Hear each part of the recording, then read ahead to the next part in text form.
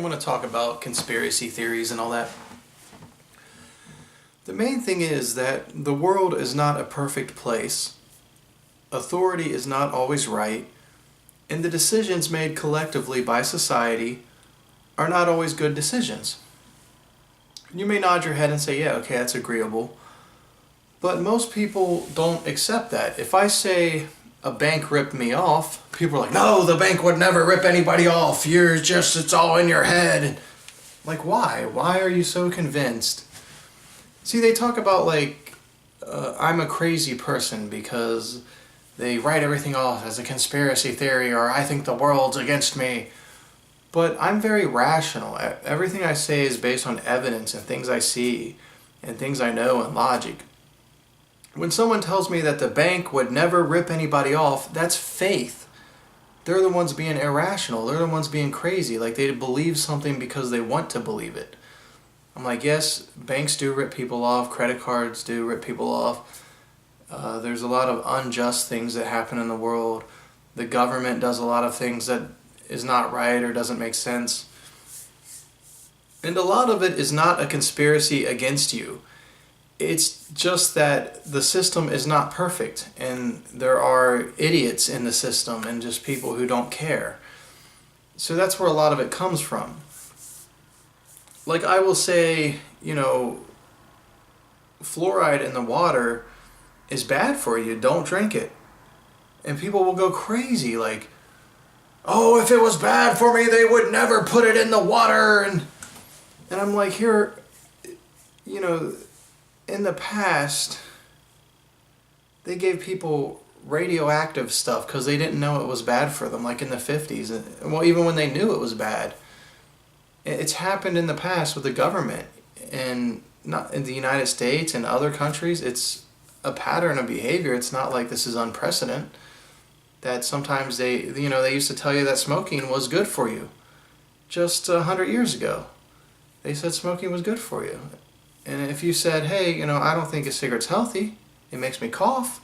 Oh no, you're a conspiracy theorist. And that's the thing. Like I talk to people and they're the ones acting crazy, but they don't see it because they just follow the crowd. If everybody jumps off of a bridge, they're going to jump too. Like, oh, you're a conspiracy theorist if you think that jumping off a bridge is going to harm you. Whoa! And they jump to their death. That's just where I'm coming from for the most part. Like, anytime I just casually mention stuff to people, like, fluoride lowers IQ. Oh, you just read something online and it's not true and you're watching InfoWars. I'm like, here's a Harvard University study that, along with other prominent universities that say drinking fluoride has a negative effect on cognitive health and on IQ. It's not just some crazy internet theory. You can read about it. But I say personally, when I drink that water, it gives me a headache. No, the headache's all in your head. It does give me a headache. If I say it does, I'm not making the things up. I'm not getting a headache just because I believe I'm going to get one. They're so convinced that nothing could ever go wrong in the world. The world is some perfect place and authority is always right. And it's because they're weak people. They don't want to face unpleasant realities. And it's similar with religion and death. Like they don't want to face that they're going to die. So, I'm going to heaven. I'm getting 30 virgins when I die. And, everything to them is just some kind of fantasy. And so one of the things I talk about is that basically people with wealth and power, not everybody, but a lot of them are going to try to keep that wealth and power and keep you down. So in other words, let's say you get a job at McDonald's. Do you think that the general manager is going to say, hey Joe, you got a job at McDonald's and I notice you're really smart and you know what? You're smarter than me. I want you to take my job. I'm going to train you how to be a general manager. I'm going to teach you how to be successful. Here's my resignation. I'm doing what's best for the company. I'll be in the unemployment line. Here, you got my job now. Do you think someone's really going to do that? Or do you think they're going to say, hey, this guy's smarter than me, but I'm going to try to keep him down. I'm going to try to keep him flipping burgers or get him to quit his job. because I'm going to look out for myself. I got power, and I'm using that power to benefit myself, and not necessarily what's good for the company, not necessarily what's good for you, the little guy. And that happens in the government. That happens socially. It happens with education and everything. Oh no, nobody would ever do anything against me. You're just a conspiracy theorist. You think everyone's out to get you, and you're having faith in this idea that you know what everybody wants. You're the one who's coming up with crazy, unproven, unsubstantiated ideas when you're saying like no one would ever do that. I mean, what proof do you have that no one would ever do that? It seems plausible that at least in some cases people will act that way. And that's mainly just my mentality, and that's where there's a conflict between myself and the losers that I talk to, where they have this loser mentality that everything's okay and they never want to question anything. So, as an example, the school system is something similar, and this was really changed. The Rockefellers, and I believe maybe even the Rothschilds and some prominent families, they actually gave a lot of money to education back in the 30s and stuff to dumb it down. So what happens is when you go to high school, they kind of teach you to work in a factory. They teach you to be obedient and to show up on time and just do what you're supposed to do. They're not teaching you how to get rich. They're not teaching you how to start your own business. They're not teaching you how to balance a checkbook. They're not teaching you how to physically defend yourself. There's no self-defense or anything. They're not teaching you how to win at school. They purposely leave all this useful information out. They're not going to teach you how to change a tire or how to be self-sufficient or how to grow your own food. I mean, they're really wasting your time in a lot of ways. Everything's oriented towards doing busy work and just do what you're told unquestioningly. Don't question the teacher. The teacher tells you to jump off a bridge, you jump off the bridge. Don't think for yourself. Cite your sources. You know, if someone else didn't say it, if an authority figure didn't say it, it must not be true. And that's kind of how they train you in school. They set you up to be a sheep, to be work for someone else, to be a peasant, to basically you're paying someone else rent to live somewhere. It's just like in peasant days. That's what peasants did. They paid the feudal lords to live on their land and to use their land to work on it. And you're basically making your boss rich at work, and that's kind of one of the things that happens. Another thing that happens, there's smart people out there who they rule through deception. They use their intelligence to manipulate the public and to manipulate you. And it may not work on every person, but if you can manipulate 75% of the population, then you're able to sway elections and things like that. So, as an example, if you control the media, there's only a few people that control all the major news networks. It's just a handful of guys who are related to each other, more or less, or, you know, kind of come from similar backgrounds and live in similar areas. And it's not a conspiracy. They're mostly wealthy Jewish people that live on the coast, on the East Coast or West Coast. And a lot of them have ties to England or live in England as well. And they control, NBC, CNBC, or, CBS, or, whatever, all the different news networks. They're connected to it. They're people who go to the same country club. They're not like diverse people. It's a small kind of insulated group. And it's not a conspiracy. It's not that there's some grand conspiracy to control the media. It's just, it happens that powerful people look out for their own interest, and it just happens, And basically, I think also that the government feeds news stories to the major networks, because you'll get the exact same news story, verbatim, word for word, on every network at the same time. You'll notice they always report the same stuff, because they're lazy. They just take whatever's fed to them. And there's kind of a coalition here. These people are part of the same country clubs, the same secret societies. They go to the same elite colleges, Harvard and Stanford and MIT. And they all know, for the most part, the people that have power and wealth, they know each other. They're all connected. Like Donald Trump, Hillary Clinton and Bill Clinton went to his wedding years ago before he ever got into politics. He was connected. All these, it's a small circle of people, these really wealthy and powerful people. And they work together for their own interest, and a lot of times they're able to set the narrative.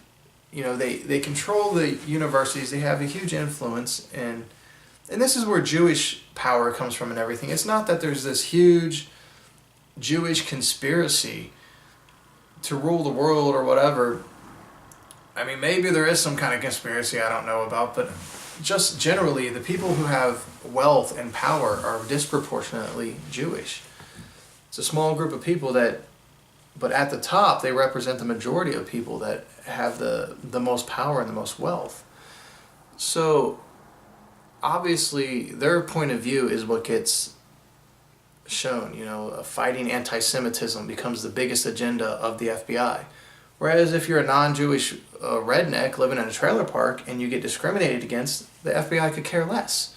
It's not that there's a conspiracy for that to happen, it's just the nature of the system. When there's certain people that have the power, it creates a bias. Everybody is biased in some way, you can't escape it, but that's why you want diverse viewpoints in the government and media and stuff, and kind of move towards monopolies. But people who have power, they usually try to keep that power. They're not trying to empower you, the peasant, the little guy. They're not trying to say, hey, why don't you take my job from me? They're kind of wanting to keep you down for the most part. Most of those people, now there may be exceptions, but most of those people, they're going to lie to you. They're going to manipulate you. They're going to try to keep you in that subservient position where you're working for them and they have the power and they're the boss. And that's sort of how the world is. It's not necessarily a conspiracy, but if I tell someone that, if I say, look, these powerful people have influenced the media to lie to you and to manipulate your behavior, most people are going to say, well, you're a conspiracy theorist and you're going to crazy websites and blah, blah, blah. But it's because a lot of people, they're not that intelligent. They don't put the pieces together. They don't think about it. But if you sit here and analyze what I'm saying, you can find evidence and you can see it's very rational. You would think it's crazy not to think. It would be crazy to think that people have power and they're just going to give it up just without a fight. They're just going to say, hey, little guy, let me help you out. Let me make you rich so you can become my boss and I can be down there instead. They don't want a fair system. It's just human nature. People want to take every advantage they can get. Most people, there's exceptions, but most people are going to try to kind of skew things in their favor and it's like nepotism. They're going to try to give their kids the power and the positions, and people inherit things, and that's just how it works. And there's a lot of really smart people at the top that are playing head games and mind games with the public, and that really tell you a lot of lies. And it's the same thing with religion. It's just manipulation and games and people trying to use ideology to take advantage of you or to get you to believe what they want you to believe, and then give all your money to the church or vote for the people they want you to vote for. I mean, all throughout life there's going to be people there trying to lie to you and manipulate you and play games with you. And a lot of people don't see it because it's so clever. These people really know what they're doing. They're smart people. They're not stupid. There's a reason they're at the top. Now, some of it is privilege. They kind of inherit their power and their position, but some of it is they're smart too. But what I've discovered is that politics, that the culture is manipulated. Just the beliefs, the perceptions, the narrative that people have, and especially with race, it's very manipulated, where there's this one-sided narrative that evil white people are oppressing minorities and the white man is the enemy, and you never hear the opposition to that. The media very seldom, maybe like Fox News or Right Wing, they'll give a little bit of time to somebody objecting to that, but not really. It's not a balanced thing. It's like they kind of just sell you this viewpoint. What it's called is framing the argument, where both sides agree that white people are the oppressors, but one side says we need more affirmative action and the other side says we need less. But they never question they're basically brainwashing you by framing it, by saying, you're not able to question the fact that the redneck down the street that lives in a trailer park is somehow oppressing you. It's nonsense. It's deflecting the reality that the real people with the power and the influence are Jews, are white Jews, Yiddish, Ashkenazi Jews. Those are the people that really have the privilege, the racial privilege, the ethnic privilege. Because if you're Jewish, you can get interest-free loans and stuff like that. You really have opportunities that open up to you. Being white, maybe in some cases, but a lot of times no. You have less opportunities because of affirmative action stuff. But basically, one of the reasons they play all these games, these mind games with you by selling you this idea that if you're black, you can't be successful because you're going to be kept down by the white man, and if you're white, you're an oppressor and you should feel guilty for it, and white guilt, and you should accept being discriminated against because you deserve it. It's a game played on the peasants to kind of keep them down, because it actually, say if you're black and you're told, well, everybody's, there's a conspiracy against you and you can't succeed because of the white man. Not everyone, but a lot of people are going to be less successful because it kind of puts them down psychologically. And then they start to hate and resent white people. And the white person, it keeps them down psychologically because they feel guilty. Maybe not everyone, but we're dealing with mass crowds of people. And then the white person kind of feels hostility towards minorities, like, why am I being discriminated against with affirmative action, and I'm tired of always being told that I'm a racist and everything. Where it's turning the peasants against each other, where it's deflecting your gaze from the rulers, the people that have the power. Instead of getting angry at Donald Trump or Bill Gates or the people behind the Federal Reserve or the people that have the real money and power, you're fighting with the other people in your trailer park. You're fighting with the other people that are flipping burgers at your work, and you're rioting and burning down your own neighborhood. And they kind of manufacture this situation where they create a certain level of chaos, just enough. Not too much chaos, but enough chaos where it keeps you weak, just enough to keep you where you're kind of you have fear, the fear keeps you in line, and where you're kind of bickering and fighting. It's like the dysfunctional families. They've passed welfare policies that break up families, and especially harmed black communities. When you look at the proliferation of single-family households, from the 1950s, most black people had, two-parent or married and had normal families, and now overwhelmingly it's single-parent, and it's harmful to black people. But it comes directly from the welfare policies coming from Washington, D.C., and from the billionaires and everything. And I have to conclude that they're not stupid. They know what the policies are doing. There's books. I have a good book by Charles Murray about it called Losing Ground. It might be sitting over here somewhere, but they don't want you to have a strong family. The strong family could work together and rise to the top and become billionaires and millionaires themselves. They need people who are willing to work for low wages. They need people who are willing to pay them rent. That's how you make money. When you're at the top, is people work for you and you make a profit off of their labor, and people pay you rent and you make profits off of the rent they pay you. And even with welfare and all that government money, say if they give $1 million to Obama phones and they give every welfare person a free phone.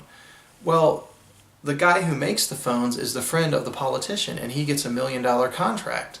And he just made maybe $500,000 in profit. Most of the real money is not going to the welfare people who get the free phone that falls apart the next day, but it's to the person that makes the phones who's getting this gravy government contract. So even with all the welfare people, the welfare is just a redistribution of wealth to the top. It's corporate welfare. It's welfare to the people that are connected to the politicians. And that's why, in a way, I'm against big government, because most of the money is wasted and goes to these pork barrel projects and pay-for-play stuff and everything. So, but I mean, if I mention any of the stuff like that I see going on, people are like, "No, that's crazy. The government would never lie to me. Nobody in authority would ever try to keep me down." Like, you're the one being crazy, believing that. I'm not saying to believe in some crazy, unprovable conspiracy theory, but there's evidence for a lot of this stuff. Like, pretty much everything I say, you can look up and find evidence for it. That they're dumbing people down through the education. You know, they want to create workers. They don't want you to be... Everybody can't be a billionaire. You know, it doesn't work. There has to be people that sweep the floors and flip the burgers. You know, they want to keep most people subservient in those positions. They're not going to teach everyone how to start their own business and get rich. I mean, it's just common sense. Like, you know, people act like I'm nuts for mentioning these things. Like, come on. And sometimes it's hard to believe that these people are mean in that way, that they're going to take advantage of you, but that's how it is. There's so many people out there. They're users, they're abusers, they're going to take advantage of you whenever they can. And you have to accept that. And the more you learn, like, the system is rigged against you. Not always, but you have to know that most people, you know, the people at the top are rigging the system against you. It's just natural. Now, hopefully we live in a free society where it's not as rigged as there's worse places. You know, you can go to Africa and China, and those places are so corrupt that you don't have a chance. Unless you're connected to somebody, you don't have a chance of being successful, no matter how smart you are, how hard you work. Here, it's like there's a balance. There's checks and balances, and there is a lot of freedom and a lot of social mobility and chance for you to get ahead, but there's still a degree of the system being rigged. And your duty as a free citizen is to fight that rigging, you know, to find out about, you know, why are we dumbing down the education system? You should be fighting against it to kind of keep freedom alive. But, you know, like I said, there's still points where people are going to use you and take advantage of you and try to rig the system against you and lie to you and deceive you, especially rule by deception. Wage war by deception. That's really the method of the people at the top. And like, one of the things is they control both sides of political extremes, like left-wing groups and right-wing groups. A lot of these billionaires or these secret societies or even FBI or CIA, they start these so-called grassroots movements, and they do it in other countries. They overthrow governments with these grassroots movements. The CIA will be funneling money. That's how the Nazis got started.